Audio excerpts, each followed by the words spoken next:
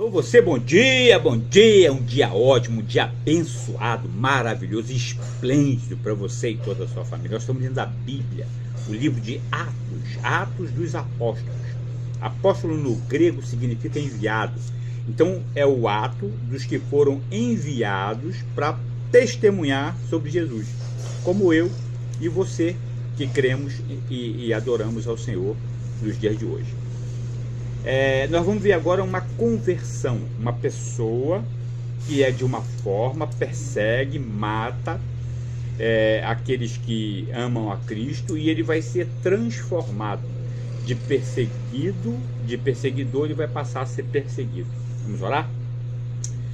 Pai, obrigado porque um dia, Pai, o Senhor tocou no coração de Lucas para que ele fizesse este relatório, desse esse testemunho, fizesse essa investigação, Pai, e mais, porque o Senhor fez chegar às minhas mãos nos dias de hoje, e porque tocou meu coração para que eu pudesse ler este relatório, Pai.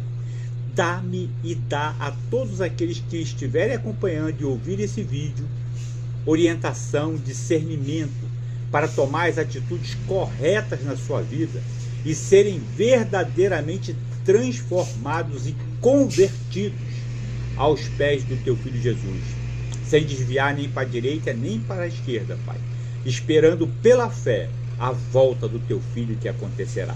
Eu oro assim agradecido em nome de Jesus. Amém. A conversão de Paulo. Ele era conhecido como Saulo, né? Estava lá acompanhando o apedrejamento de Estevão.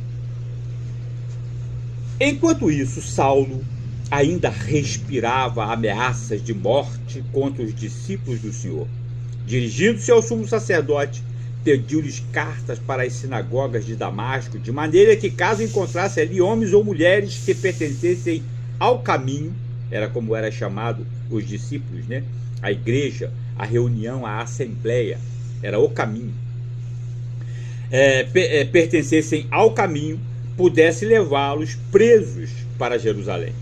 Em sua viagem, quando se aproximava de Damasco, Damasco, ela era a capital da Síria, né? Era uma cidade muito importante, tinha muitas ramificações. Se ele conseguisse, se os cristãos conseguissem chegar a Damasco, eles podiam expandir o evangelho para o mundo, porque havia muitos negócios que eram realizados, muitas pessoas de vários países diferentes iam para ali para fazer negócios. Então a ideia era impedir que o evangelho chegasse a Damasco. Em sua viagem, quando se aproximava de Damasco, de repente brilhou ao seu redor uma luz vinda do céu. Ele caiu por terra e ouviu uma voz que lhe dizia: Saulo, Saulo, por que você me persegue? Quando o pastor fala, a ovelha reconhece a voz. Observa que Paulo não reconheceu. Saulo perguntou: quem és tu, Senhor? Ele respondeu: eu sou Jesus a quem você persegue. Levante-se, entre na cidade. Alguém lhe dirá o que você deve fazer. Os homens que viajavam com Saulo pararam emudecidos, ouviam a voz, mas não viam ninguém. Imagina você ouvir uma voz do nada e não ver ninguém. Fica parecendo que você está ficando maluco, né? Saulo levantou-se do chão e, abrindo os olhos, não conseguiu ver nada. E os homens o levaram pela mão até Damasco. Por 3 dias ele esteve cego, não comeu nem bebeu. Em Damasco havia um discípulo chamado Ananias. O Senhor o chamou numa visão. Ananias, o pastor falando. Olha a ovelha reconhecendo a voz do Senhor. Ananias, eis-me aqui, Senhor. Respondeu ele. O Senhor lhe disse: vá à casa de Judas, na rua chamada direita, e pergunte por um homem de Tarso chamado Saulo. Ele está orando numa visão. Viu um homem chamado Ananias chegar e impor-lhe as mãos para que voltasse a ver. Lucas escreve com detalhes, né? Até o nome da rua. Uma beleza, um relatório, uma investigação que está à tua disposição, um testemunho verdadeiro. Respondeu Ananias: Senhor, tenho ouvido muita coisa a respeito desse homem e de todo o mal que ele tem feito aos teus santos em Jerusalém. Ele chegou aqui com autorização do chefe dos sacerdotes para prender todos os que invocam o teu nome? Mas o Senhor disse a Ananias: vá, este homem é meu instrumento escolhido para levar o meu nome perante aos gentios, nós. Todo aquele que não é nascido de um ventre judeu é considerado gentio. E seus reis, e perante o povo de Israel, mostrarei a ele o quanto ele deve sofrer pelo meu nome. Então Ananias entrou na casa, pôs as mãos sobre Saulo e disse: irmão Saulo, o Senhor Jesus, que lhe apareceu no caminho por onde você vinha, enviou-me para que você volte a ver e seja cheio do Espírito Santo. Agora vai acontecer a conversão verdadeira. Ele vai ser cheio do Espírito Santo.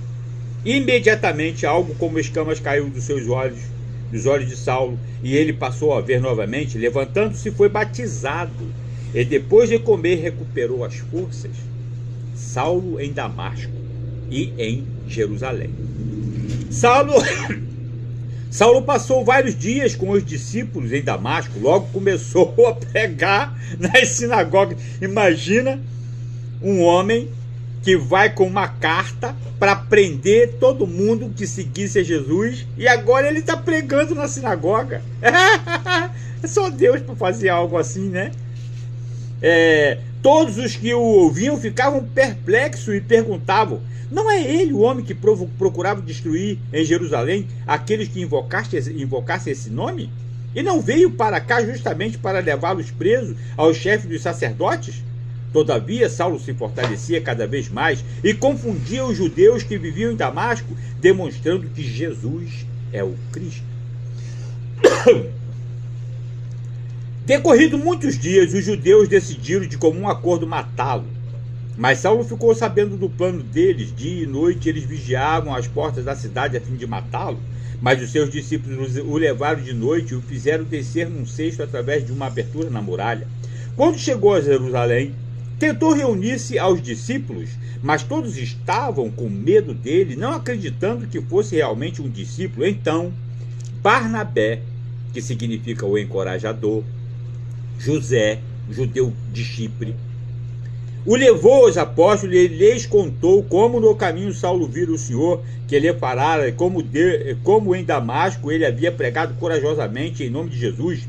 Assim, Saulo ficou com eles e andava com liberdade em Jerusalém, pregando corajosamente em nome do Senhor. Falava e discutia com os judeus de fala grega, mas estes tentavam matá-lo. Sabendo disso, os irmãos levaram Saulo para Cesareia e o enviaram para Tarso, que foi a cidade onde ele nasceu.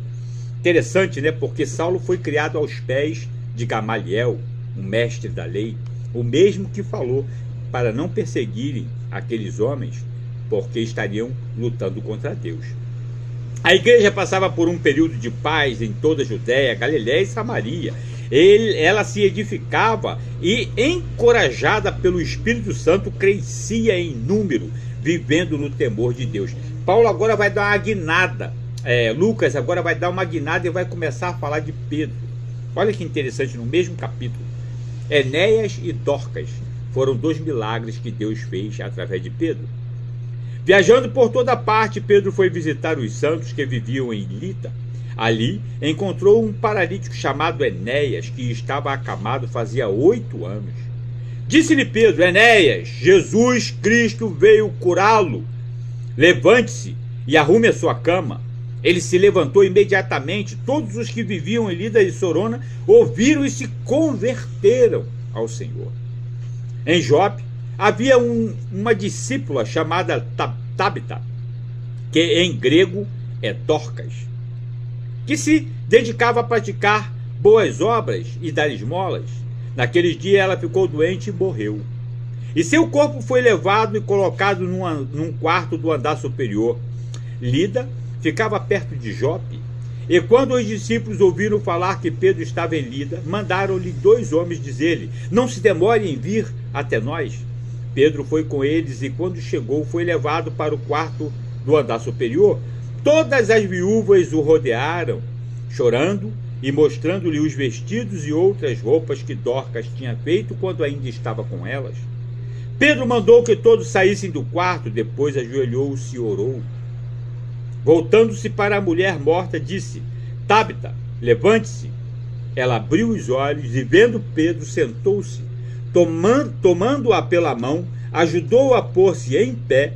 Então, chamando os santos e as viúvas, apresentou-a viva.